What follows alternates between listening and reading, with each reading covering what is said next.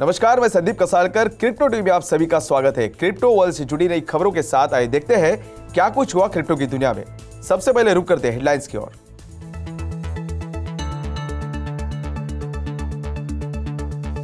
Bharat phase manner में launch करेगा CBDC, RBI ने बनाया इनोवेशन हब।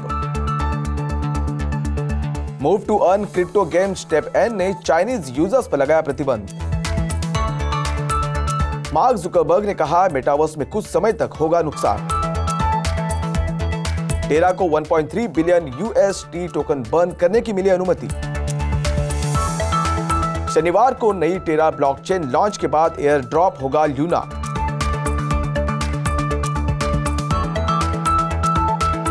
थाईलैंड ने 2024 तक वैट पेमेंट से क्रिप्टो ट्रांसफर्स को किया बाहर। फैन क्रेज के साथ चेन्नई सुपर किंग्स ने की पार्टनरशिप। यूएस स्टॉक्स को ट्रैक करते हुए क्रिप्टो करेंसीज में देखी उछाल, बिटकॉइन ने किया रिबाउंड।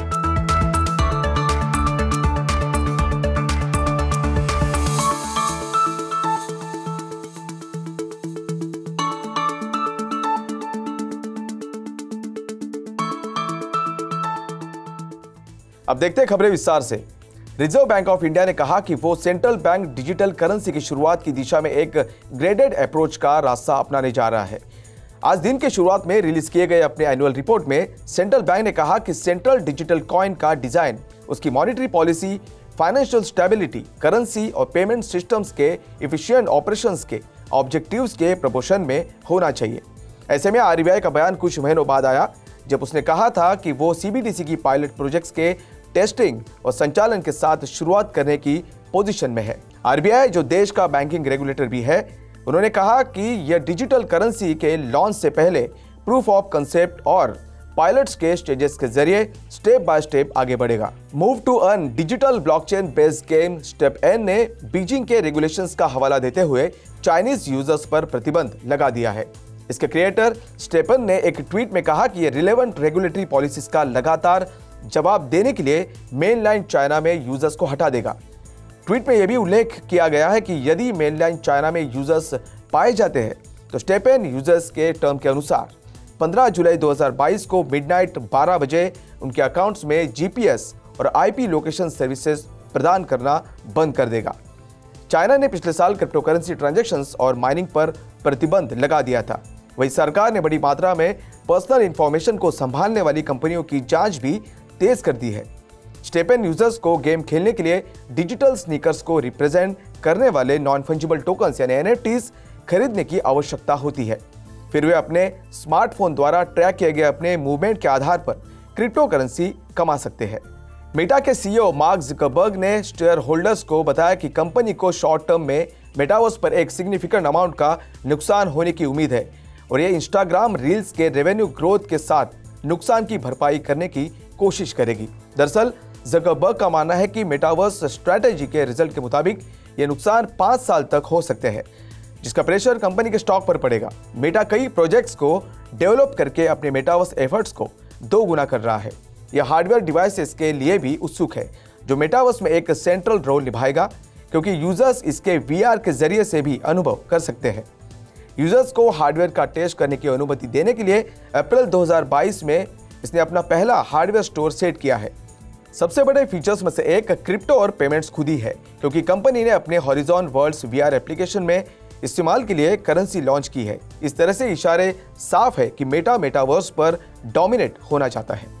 टेरा के गवर्नेंस सिस्टम प्रोजेक्ट के कम्युनिटी पूल में स्टोर्ड सभी टेरा यूएसडी यानी यूएसटी टोकन्स के साथ साथ पहले के इथेरियम लिक्विडिटी इंसेंटिव्स के लिए इस्तेमाल किए गए यूएसटी को बर्न के प्रपोजल को स्वीकार करने के लिए सहमत हो गई है।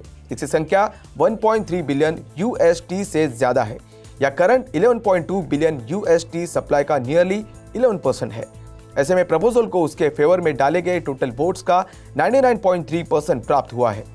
टेराफॉर्म लैब्स टेरा की डेवलपमेंट फर्म वोट के बाद बर्न की प्रक्रिया को अंजाम देगी। इस तरह से इस प्रोसीजर को 2 स्टेजेस में पूरा किया जाएगा। सबसे पहले टेरा के कम्युनिटी पूल से around 1 billion UST burn module में भेजा जाएगा, जहां इसे सप्लाई से परमानेंटली हटा दिया जाएगा, जिसके बाद टीम मैन्युअली रूप से इथेरियम नेटवर्क से टेरा तक 370 मिलियन यूएसडी को ब्रीच करेगी। और उन्हें नष्ट कर देगी, जैसा कि टेरा गवर्नेंस फोरम एक्सप्लेनेटरी आर्टिकल में बताया गया है। UST बर्न की मंजूरी गवर्नेंस सिस्टम द्वारा टेरा ब्लॉकचेन को फिर से लॉन्च करने और ल्यूना 2.0 टोकन बनाने के लिए टेराफॉर्म की रिवाइवल प्लान को मंजूरी देने के लिए एक दिन बाद आया है। डेवलपर्स ने शुक्रवार को कहा कि टेरा का नया ब्लॉकचेन शनिवार को लॉन्च किया जाएगा। इसके बाद इकोसिस्टम को रिवाइव करने के लिए एक बड़ी रणनीति के हिस्से के रूप में यूजर्स को नए ल्यूना टोकन की एक एयर ड्रॉप दी जाएगी। 65% एक्सेप्टेंस रेट के साथ नेटवर्क वैलिडेटर्स के बीच एक वोट के कंप्लीशन के बाद नए ब्लॉकचेन का एक स्नैपशॉट, जिसे वर्तमान में टेरा 2.0 कहा जाता है, इस सप्ताह की शुरुआत में लिया गया था। मौजूदा ब्लॉकचेन से पॉपुलर एप्लीकेशंस जो टेरा 2.0 के लॉन्च के बाद टेरा क्लासिक के रूप में जारी रहेंगे, वो नए ब्लॉकचेन में माइग्रेट होने की उम्मीद जताई जा रही है। ल्यूना और टेरा USD यानी UST के होल्डर्स अमेरिकी डॉलर से जुड़ी एक स्टेबल कॉइन अपने पिछले होल्डिंग्स के आधार पर वेस्टेड न्यू ल्यूना टोकन्स प्राप्त करने के पात्र है। सिद्धांत रूप में ये एग्जिस्टिंग होल्डर्स को नए ब्लॉकचेन के उपयोग को इनकरेज करते हुए अपने खोए हुए इन्वेस्टमेंट वैल्यू में से कुछ को फिर से भरने की अनुमति देगा। थाईलैंड गवर्नमेंट ने एक रॉयल जजमेंट जारी किया है, जिसमें 31 दिसंबर 2023 तक वैल्यू एडेड टैक्स यानी वैट पेमेंट से क्रिप्टो ट्रांसफर्स को छूट देने वाला प्रोविजन शामिल है। नए फैसले के आधार पर रेगुलेटेड एक्सचेंजेस पर क्रिप्टो और डिजिटल एसेट ट्रांसफर्स के लिए 2024 की शुरुआत तक 7% वैट पेमेंट्स की जरूरत नहीं होगी। ये न्यू रूलिंग्स मार्च में लागू किए गए क्रिप्टो और डिजिटल एसेट ट्रांजैक्शंस पर लगाए गए वैट पर पिछली छूट के एडिशन है। हालांकि छूट 2023 के अंत तक समाप्त हो जाएगी। इसके अलावा थाई गवर्नमेंट ने 15% कैपिटल गेन्स टैक्स लगाने के प्लान्स को भी पोस्टपोन कर दिया है, जिससे ट्रेडर्स को क्रिप्टो इन्वेस्टमेंट से होने वाले ईयरली लॉसेस को अनरियलाइज्ड प्रॉफिट्स के साथ बैलेंस करने की अनुमति मिलती है। चेन्नई सुपर किंग्स ने शुक्रवार को घोषणा की है कि उन्होंने क्रिकेट मेटावर्स और NFT कंपनी फैनक्रेज के साथ एक विशेष पार्टनरशिप की है। ये घोषणा दिल्ली कैपिटल्स द्वारा फैनक्रेज के साथ पार्टनरशिप करने और NFT लॉन्च करने वाली पहली IPL टीम बनने के एक दिन बाद आई है। फैनक्रेज 4 बार के IPL चैंपियंस के साथ मिलकर डिजिटल कलेक्टिबल्स NFTs है, जो एक वर्चुअल एकेडमी, डिजिटल लैंड और various play to earn experiences तैयार करेगा।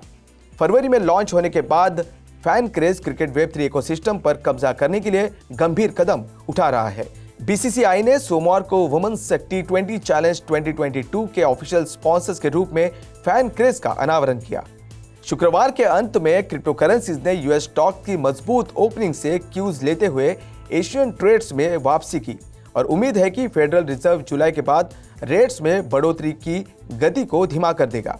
ऐसे में बिटकॉइन ने रिबाउंड किया और उसे $29,000 से ऊपर ट्रेड करते हुए देखा गया। इकोनॉमी को कड़ी टक्कर दिए बिना इन्फ्लेशन पर काबू पाने में फेड की भूमिका ग्लोबल इन्वेस्टर्स के लिए सबसे बड़ा फैक्टर बनी हुई है। ऐसे में डो जोन्स इंडस्ट्रियल एवरेज को 0.8% की बढ़त के साथ देखा गया, जबकि ब्रॉडर मार्केट S&P 500 इंडेक्स में 1.5% की उछाल देखने मिली। वही टेक हेवी नैस्डैक में 2% की बढ़त देखने मिली। इन सबके बीच बिटकॉइन ने पिछले 24 घंटों में 1.5% की बढ़त के साथ $29,300 के अराउंड ट्रेड किया, जबकि इथेरियम को उसी समय के दौरान फ्लैट ट्रेड करते हुए $1,812 पर देखा गया। वही अन्य मेजर ऑल्ट कॉइन्स को मिक्स ट्रेड करते हुए देखा गया। तो आज के लिए बस इतना ही। क्रिप्टो वर्ल्ड से जुड़ी नई खबरों के साथ बने रहिए क्रिप्टो टीवी के साथ। तब तक के लिए मैं संदीप कसालकर आपसे विदा लेता हूं। नमस्कार।